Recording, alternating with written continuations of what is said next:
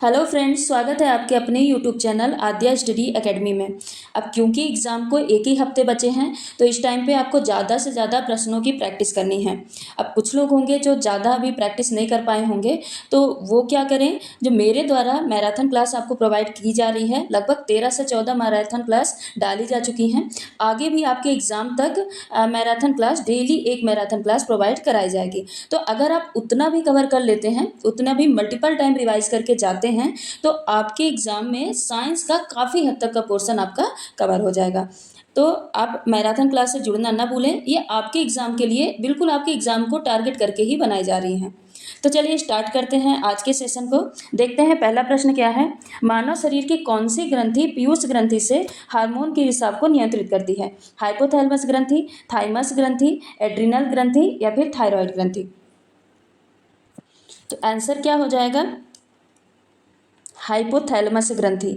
यह ग्रंथि पीयूष ग्रंथि के हार्मोन के रिसाव को नियंत्रित करती है। अब हाइपोथैलेमस ग्रंथि को इसको सुपर मास्टर ग्लैंड कहा जाता है। Super master gland. अब सुपर मास्टर ग्लैंड क्यों कहा जाता है? क्योंकि पीयूष ग्रंथि को मास्टर ग्लैंड कहा जाता है। अब ये मास्टर ग्लैंड को भी कंट्रोल करती है, इसलिए इसको सुपर मास्टर ग्लैंड कहा जाता है।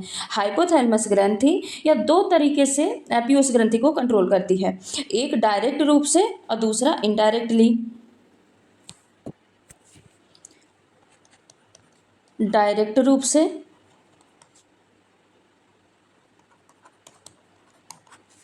और दूसरा इनडायरेक्ट रूप से।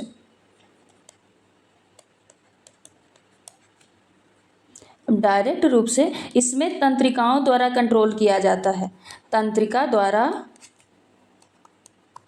कंट्रोल किया जाता है। अब डायरेक्ट कंट्रोल जो होता है, जो हाइपोथैलेमस डायरेक्ट कंट्रोल करती है, ये पश्च पीयूष ग्रंथि को करती है। पश्च पीयूष ग्रंथि को डायरेक्ट कंट्रोल हाइपोथैलेमस द्वारा किया जाता है।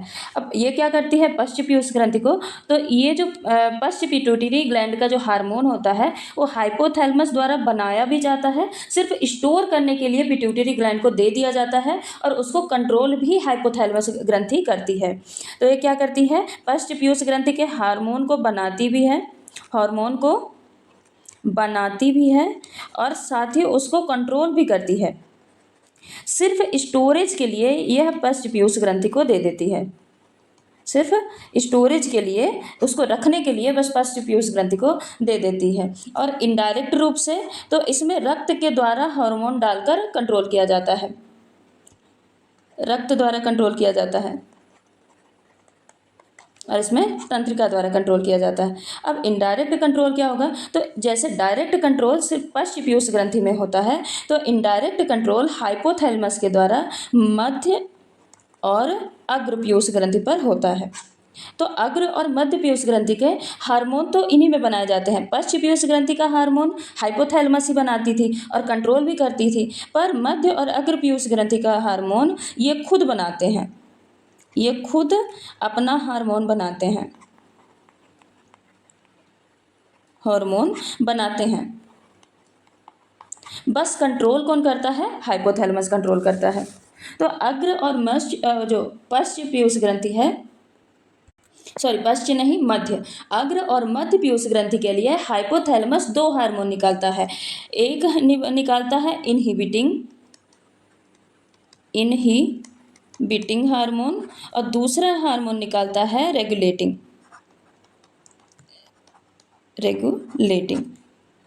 तो मध्य और अग्र पीयूष ग्रंथि के लिए हाइपोथैलेमस दो हार्मोन निकालता है, एक इनहिबिटिंग हार्मोन और दूसरा होता है रेगुलेटिंग हार्मोन। जो रेगुलेटिंग हार्मोन है, ये अग्र और मध्य पीयूष ग्रंथि से हार्मोन निकलने के लिए प्रेरित करता है, और इनहिबिटिंग हार्मोन ये हार्मोन जो निकल रहा होता है उसको रोकता है। तो ऐसे करके हाइपोथैलेमस पूरी पिट्यूटरी ग्लैंड को, पूरी पीयूष ग्रंथि को कंट्रोल करता है। चलते हैं अगले प्रश्न पे। दांतों तथा हड्डियों में पाए जाने वाला तत्व कौन सा है? पोटेशियम व कैल्शियम, कैल्शियम व फॉस्फोरस, फॉस्फोरस व सल्फर, या फिर उपरोक्त सभी? तो आंसर क्या हो जाएगा? कैल्शियम और फॉस्फोरस। दांत और हड्डी कैल्शियम और फॉस्फोरस के बने होते हैं। अगला प्रश्न है, निम्नलिखित में से किस एक सुझाव द्वारा जल जनित रोगों को रोका जा सकता है? खांसने के दौरान मुंह पर एक रुमाल रखकर, सुरक्षित पेयजल प्रदान करके, अत्यधिक भीड़ वाले स्थानों पर संपर्क को रोककर, मच्छरों के प्रजनन को रोककर। तो आंसर क्या हो जाएगा? सुरक्षित पेयजल प्रदान करके।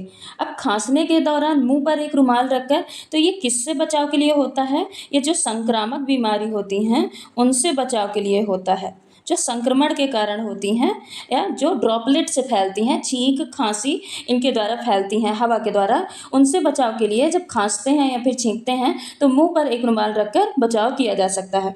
अत्यधिक भीड़ वाले स्थानों पर संपर्क को रोककर, ये भी संक्रमण वाली बीमारियों के लिए है। मच्छरों के प्रजनन को रोककर, ये जैसे जो मलेरिया वगैरह होता है उसके बचाव के लिए है। अब बाकी अगर जल जनित रोगों के बचाव को मतलब जल जनित रोगों से बचाव करना है तो सुरक्षित पेयजल प्रदान करके उनसे बचाव किया जा सकता है।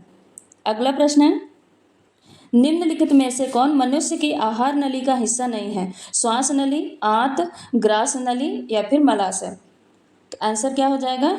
श्वास नली। ये रेस्पिरेटरी सिस्टम का हिस्सा होता है, आहार नाल का नहीं।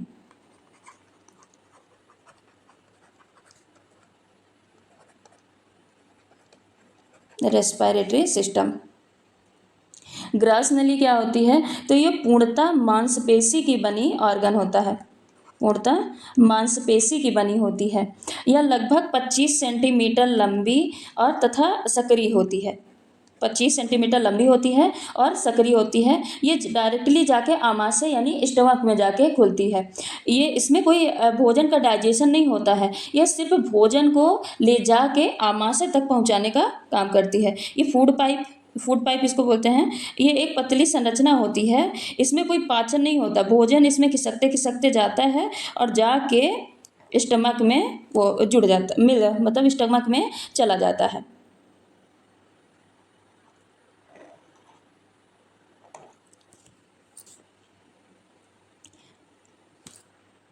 अब इस फूड पाइप में भोजन नीचे कैसे खिसकता है?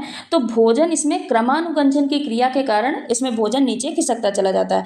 क्रमानुकुंचन मतलब ये सिकुड़ेगी, पाइप पहले सिकुड़ेगी फिर खुलेगी, सिकुड़ेगी फिर खुलेगी, तो इसी क्रिया को क्रमानुकुंचन क्रिया बोलते हैं। तो क्रमानुकुंचन क्रिया के कारण इसमें भोजन धीरे धीरे धीरे धीरे नीचे खिसकता जाता है।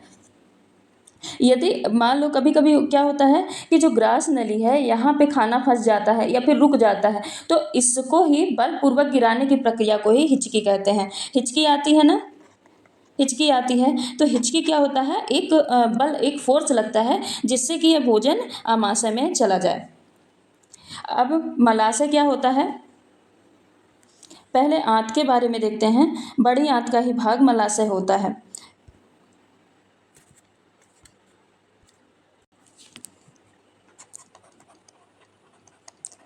आंत, आहार नाल का सबसे लंबा भाग आंत ही होता है। आहार नाल का सबसे लंबा भाग होता है, लगभग यह 22 फीट की होती है, 22 फीट की होती है। और आंत दो भागों में बटी होती है, एक होती है छोटी आंत स्मॉल इंटेस्टाइन और एक होती है बड़ी आंत लार्ज इंटेस्टाइन। छोटी आंत है, यह भोजन का अंतिम रूप से पाचन करती है, इसलिए बोलते हैं कंप्लीट डाइजेशन कहाँ पे होता है? छोटी आंत में। अंतिम रूप से भोजन का पाचन करती है। सभी प्रकार के पाचन आंत में ही आके, छोटी आंत में ही आके समाप्त होते हैं। फाइनली डाइजेशन छोटी आंत में ही आके भोजन का होता है और पचे हुए भोजन को यहीं से रक्त में पहुंचाया भी जाता है जिससे भोजन का अवशोषण हो सके। छोटी आंत के द्वारा ही पचे हुए भोजन को वापस रक्त में पहुंचाया जाता है। छोटी आंत में एक उभरी हुई संरचना पाई जाती है जिसको विलाई या फिर सूक्ष्मांकुर कहते हैं। विलाई का काम क्या होता है? तो यह भोजन के अवशोषण के लिए यह संरचना पाई जाती है। ये भोजन का अवशोषण कराती है, भोजन का अवशोषण कराती है और साथ ही यह छोटी आंत के क्षेत्रफल को बढ़ाती है, एरिया को ज़्यादा से ज़्यादा एरिया को बढ़ाती है। छोटी आंत में पचा भोजन जो होता है उसको काइल कहा जाता है, उसको काइल कहा जाता है। अब छोटी आंत को 3 भागों में बांटा गया है।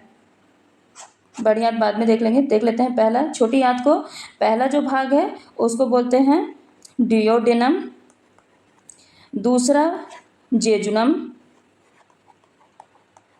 और तीसरा है इलियम। एक मिनट, इलियम। यहाँ पे अधिकतम पाचन तथा न्यूनतम अवशोषण होता है। यहाँ पे सबसे अधिक पाचन और कम अवशोषण होगा। जेजुनम में ये मध्यम वाला भाग होता है। यहाँ पे पाचन और अवशोषण दोनों सामान्य रहता है, यह मध्यम स्थिति पर रहता है। इलियम में क्या होता है, यहाँ पे पाचन कम होता है। ड्यूडेनम में सबसे अधिक पाचन होगा और कम अवशोषण होगा, और यहाँ पे पाचन कम होगा पर अवशोषण ज़्यादा होगा। पाचन कम और अवशोषण ज़्यादा होता है। चलते बड़ी आंत पे। बड़ी आंत क्या होती है? बड़ी आंत तो यह भी 3 भागों में बटी होती है। बड़ी आंत भी 3 भाग में बटी होती है। पहला होता है सीकम, दूसरा होता है कॉलन और तीसरा होता है रेक्टम, जिसको मलाशय कहते हैं। रेक्टम, सीकम यह छोटी आंत के द्वारा जुड़ी रहती है। छोटी आंत आके सीकम में ही मिलती है। अपेंडिक्स इसी में, सीकम में ही अपेंडिक्स स्थित होता है। अपेंडिक्स स्थित होता है। कॉलन वाला पार्ट है, यह भोजन से जल एवं खनिज लवण को अवशोषित करता है। जल और खनिज लवण अवशोषण ये कॉलन वाले भाग में होता है। और रेक्टम या फिर मलाशय का क्या काम होता है, तो इसी में अवशिष्ट पदार्थ आके, जो वेस्ट पदार्थ है या अपशिष्ट पदार्थ हैं, वो आके एकत्रित हो जाते हैं और इसी के द्वारा, जिसे मल कहा जाता है, और रेक्टम के फिर द्वारा बाहर निकाल दिया जाता है, इससे बाहर निकाल दिया जाता है। तो यहाँ पे अवशिष्ट पदार्थ एकत्रित होता है, जिसको ही मल कहा जाता है। तो ये बड़ी आंत के 3 भाग हो गए, सीकम, कॉलन और रेक्टम। चलते हैं अगले प्रश्न पे। डीपीटी का टीका संबंधित है। यहाँ पे डीपीटी का टीका संबंधित है टिटनस, पोलियो, प्लेग से, टीबी, पोलियो, डिप्थीरिया से, डिप्थीरिया, कुकुर खांसी और टिटनेस से, डिप्थीरिया, पोलियो और कुष्ठ रोग से। तो आंसर क्या हो जाएगा? डिप्थीरिया, कुकुर खांसी और टिटनेस से। टिटनस यह क्लॉस्ट्रीडियम टिटेनी नामक बैक्टीरिया से होता है। यह बैक्टीरिया से होता है, बैक्टीरिया का नाम है क्लॉस्ट्रीडियम टिटेनी। यह मेटल तथा सॉइल से फैलता है। मेटल तथा सॉइल से फैलता है, मिट्टी के द्वारा फैलता है। टिटनस को धनुष टंकार भी कहा जाता है। धनुष टंकार कहा जाता है। टिटनस ये नर्वस सिस्टम में, ये ब्रेन को प्रभावित करता है। टिटनस किसको प्रभावित करता है? ब्रेन को प्रभावित करता है। नर्वस सिस्टम में ब्रेन को प्रभावित करता है। इसमें मांसपेशियां अकड़ जाती हैं और जबड़ा पूरा लॉक हो जाता है, इसीलिए इसको लॉक जॉ डिसीज कहा जाता है। मांसपेशी अकड़ जाती हैं, मांसपेशी अकड़ जाती हैं और जबड़ा लॉक हो जाता है, इसीलिए इसको लॉक जॉ डिसीज भी कहा जाता है। इसके लिए डीपीटी का टीका दिया जाता है, जो कि 6 वीक, 10 वीक, 14 वीक और 16 से 24 मंथ में, और फिर बाद में 6 से 10 साल में दिया जाता है। जनरली 6 वीक में, फिर 10 वीक में, फिर 14 वीक में। डीपीटी का टीका लगने का टाइम है 6 वीक में लगेगा, 10 वीक में लगेगा, 14 वीक में लगेगा, और फिर 16 से 24 मंथ में लगेगा, और फिर लास्ट में 6 से 10 साल में डीपीटी का टीका लगाया जाता है। अगला है डिप्थीरिया।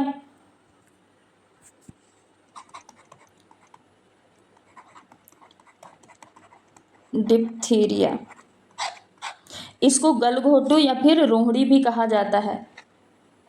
गलघोटू या फिर रोहड़ी कहा जाता है। डिप्थीरिया ये कॉर्नी माइकोबैक्टीरियम डिप्थेरियाई से होता है। कॉर्नी माइकोबैक्टीरियम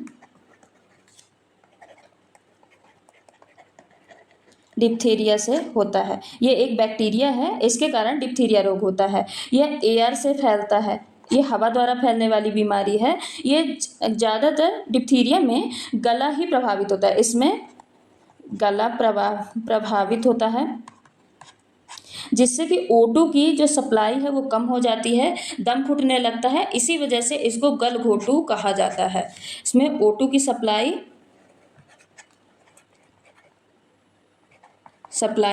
कम होने लगती है, दम घुटेगा, इसी कारण इसको गलघोटू कहा जाता है। डिप्थीरिया के सिम्टम क्या हैं? तो इसमें ग्रे म्यूकस निकलेगा, ग्रे म्यूकस निकलता है, गला बड़ा हो जाता है, गला बड़ा हो जाएगा, सूज के फीवर रहेगा, हाई फीवर रहता है, बुखार रहता है, सांस में तकलीफ रहती है, सांस में तकलीफ रहेगी, और साथ ही ईचिंग की प्रॉब्लम, खुजली की और या फिर ईचिंग की प्रॉब्लम रहती है, ईचिंग की प्रॉब्लम देखने को मिलती है। ये डिप्थीरिया के लक्षण हो गए। अगला है कुकर खांसी। कुकर खांसी,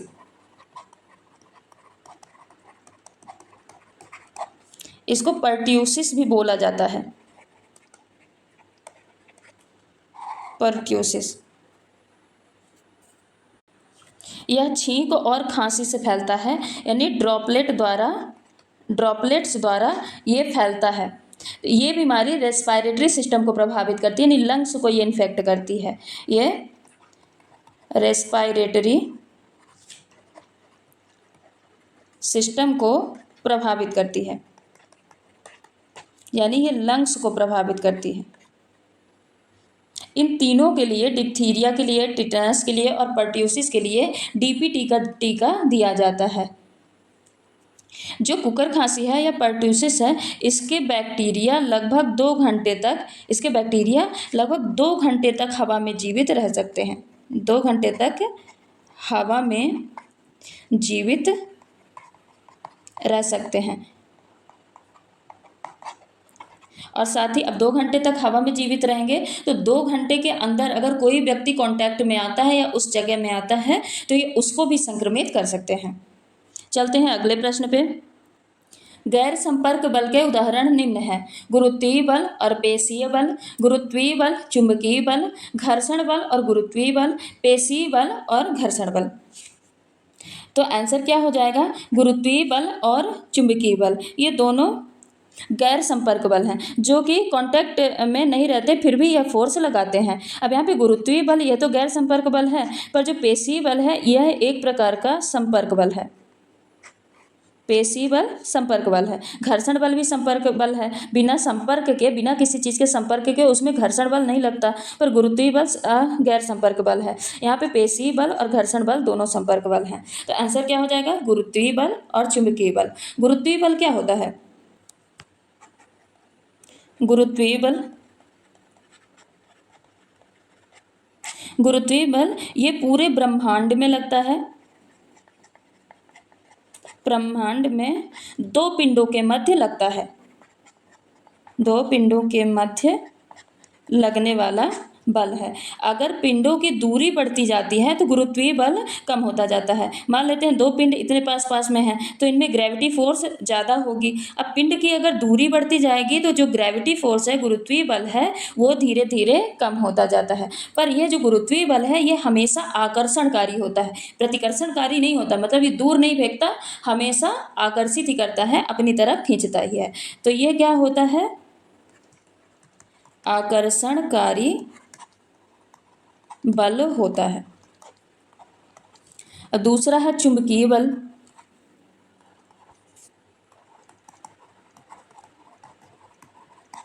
अब ये एक विशेष स्थिति पर लगता है, ये पूरे ब्रह्मांड पे लगता था पर पूरे ब्रह्मांड में लगकर एक विशेष स्थिति पे लगता है। यह चुंबक और आवेशों के मध्य बस लगता है। चुंबक और आवेश, इन्हीं के मध्य लगने वाला बल है। यह आकर्षण और विकर्षण दोनों प्रकृति का होता है। यह आकर्षण और प्रतिकर्षण कर्षण दोनों प्रकृति का होता है। तो चुंबकीय बल का गुण गुण केवल आकर्षण नहीं है, प्रतिकर्षण बल भी जो है यह भी चुंबकीय बल के अंतर्गत आता है।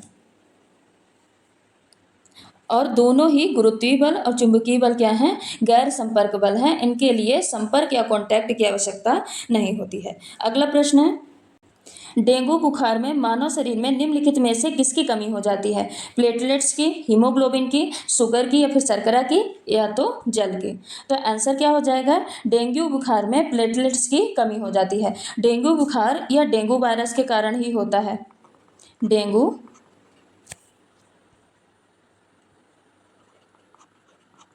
वायरस के कारण होने वाली ये बीमारी है। यह एडीज मच्छर के काटने से होता है।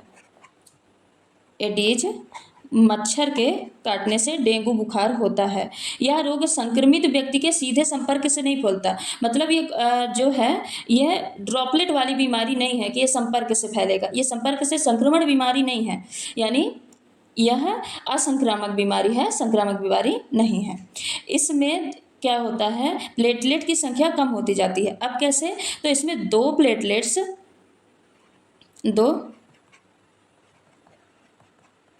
प्लेटलेट्स जुड़कर एक बना लेती हैं, एक बना लेती हैं। अब जब दो प्लेटलेट जुड़ के एक बनाती जाएंगी, ऐसे बहुत सारी संख्या में दो प्लेटलेट जुड़ेंगी और उसको एक बना देंगी, तो कुछ देर बाद वो आधी रह जाएंगी, कुछ देर बाद फिर वो उसकी भी आधी रह जाएंगी। तो धीरे धीरे प्लेटलेट्स की संख्या बहुत तेज गिरने लगती है। तो डेंगू बुखार का ये बहुत खतरनाक बीमारी होती है। इसमें प्लेटलेट्स की संख्या बहुत ही जल्दी, बहुत तीव्र गति से कम होती जाती है। अब इसके सिम्टम क्या है? इसमें तेज बुखार रहता है, तेज बुखार रहेगा, साथ ही सिर दर्द, मांसपेशी और जोड़ों में दर्द रहता है, जोड़ों में दर्द, और त्वचा पर इसमें चकत्ते पड़ने लगते हैं, त्वचा पर चकत्ते पड़ने लगते हैं। ये डेंगू बुखार के सिम्टम हैं। अगला प्रश्न है,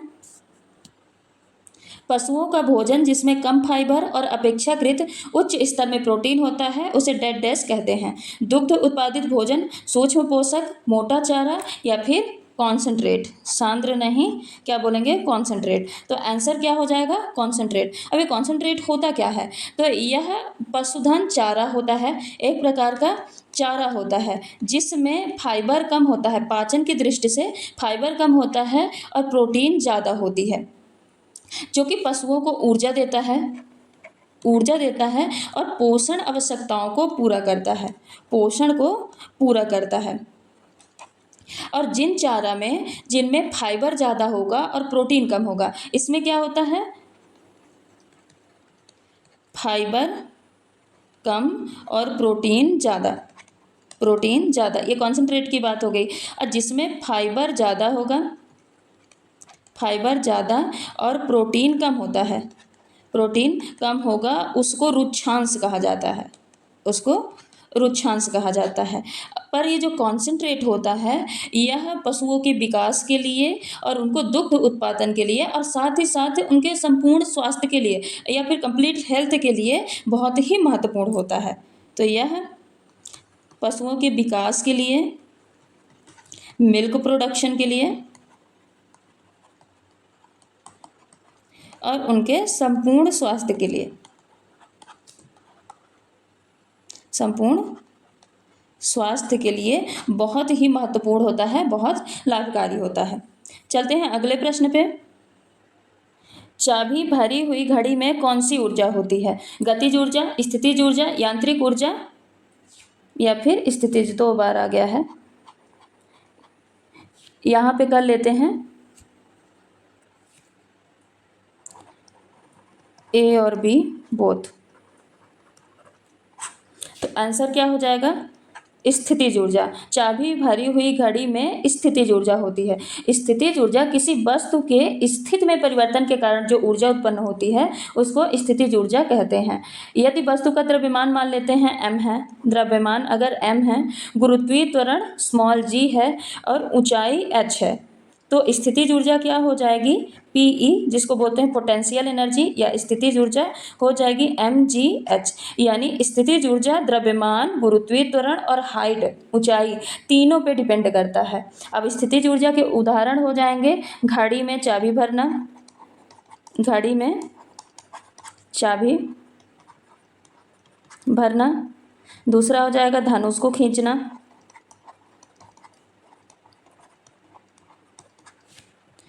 तीसरा है हथौड़े को ऊपर उठाना।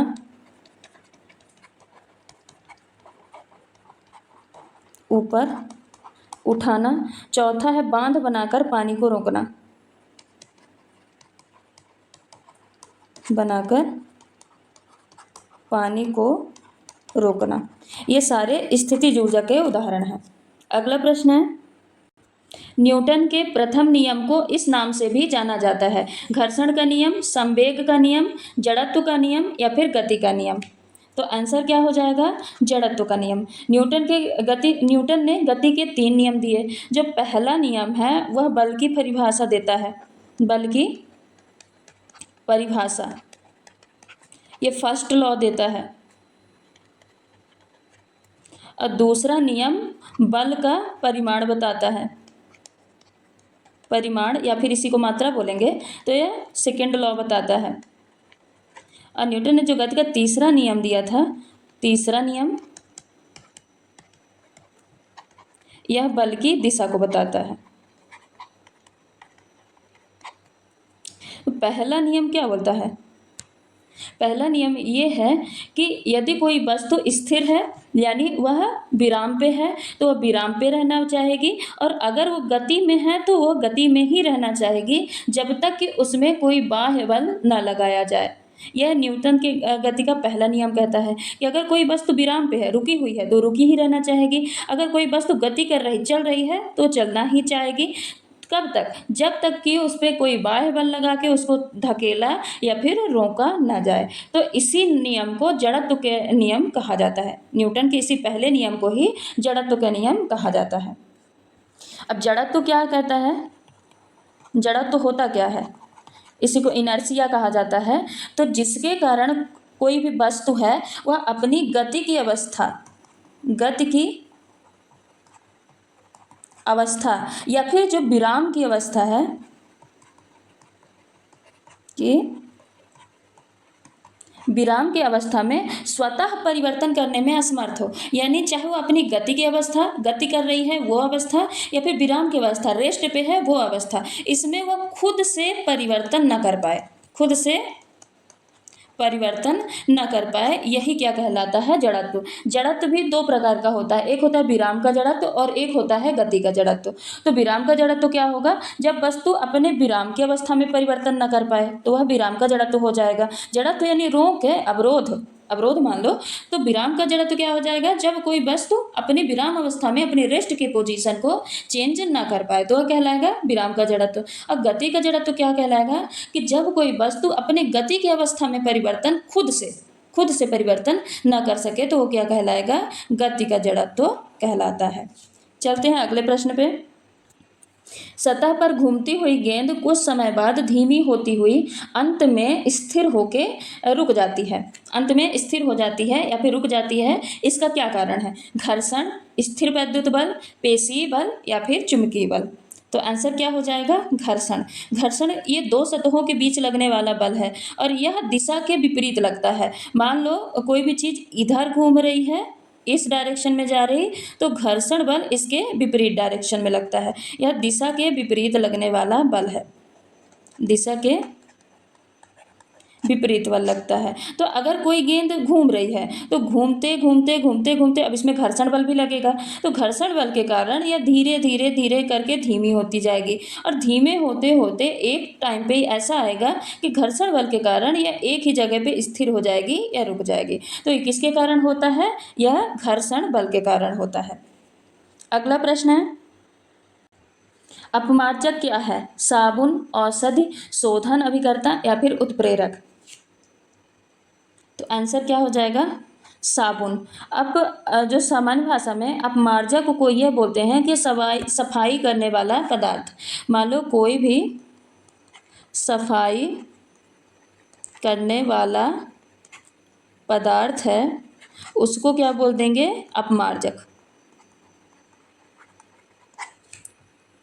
अब साबुन यह एक अपमार्जक होता है। औषधि क्या होती है? यह रोगों के लिए प्रयुक्त होती है, रोग के इलाज के लिए दवाई होती है, इलाज के लिए प्रयुक्त होती है। शोधन अभिकर्ता क्या होता है? तो यह प्रयोगशाला में रासायनिक परीक्षण के लिए प्रयुक्त होता है, प्रयोगशाला में यूज होता है। और उत्प्रेरक क्या होता है? तो यह रासायनिक अभिक्रिया के गति को बढ़ाने के लिए उपयोग होता है, गति को बढ़ाता है रासायनिक अभिक्रिया के।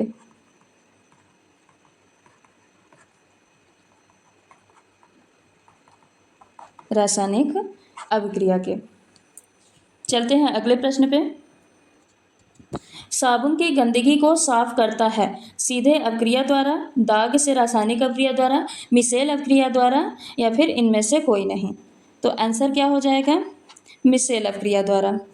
अगला प्रश्न है, निम्नलिखित में से कौन सा एक भौतिक परिवर्तन है? ज्वालामुखी का फटना, दही का जमना, लोहे में जंग लगना, या फिर बर्फ का पिघलना। तो आंसर क्या हो जाएगा? बर्फ का पिघलना। भौतिक परिवर्तन क्या होते हैं? तो किसी भी वस्तु के अवस्था में परिवर्तन, अवस्था में परिवर्तन, साथ ही उसके शेप और साइज में परिवर्तन, शेप साइज में परिवर्तन, ये सारे क्या कहलाते हैं? भौतिक परिवर्तन। पर भौतिक परिवर्तन में पदार्थ का गुण कभी चेंज नहीं होता है, पदार्थ का गुण कभी नहीं बदलता है, वो सेम रहता है। तो ज्वालामुखी का फटना, दही का जमना, ये जमना, पाचन, जंग लगना, जलना, दहन, ये सब क्या आते हैं? ये सारे रासायनिक परिवर्तन है। कैसे परिवर्तन? रासायनिक परिवर्तन या केमिकल चेंजेस के अंतर्गत आते हैं। अगला प्रश्न है, निम्नलिखित में से कौन सा एक शोर के लिए उदाहरण नहीं है? विस्फोट से ध्वनि, वाहनों से ध्वनि, संगीत वाद्य यंत्रों से ध्वनि, या फिर कारखानों से ध्वनि। तो शोर के लिए कौन सा शोर के लिए उदाहरण नहीं है? तो संगीत वाद्य यंत्रों से ध्वनि, या तो म्यूजिक है, संगीत है, ये शोर कैसे कहलाएगा? अब बाकी जो विस्फोट के कारण ध्वनि होती है, वाहनों से जो ध्वनि निकलती है, और कारखानों से भी जो ध्वनि निकलती है, वो सारा शोर कहलाता है। पर ये जो म्यूजिक होता है, संगीत होता है, ये शोर के अंतर्गत नहीं आता।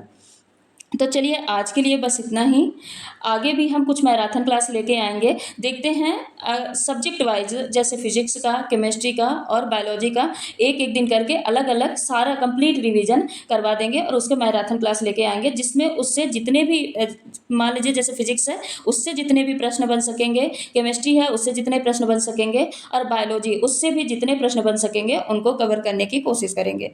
तो अगर आपको ये सेशन पसंद आया है तो लाइक करें, शेयर करें, सब्सक्राइब करें, और नई वीडियो का नोटिफिकेशन पाने के लिए बेल आइकन को प्रेस करना ना भूलें। धन्यवाद।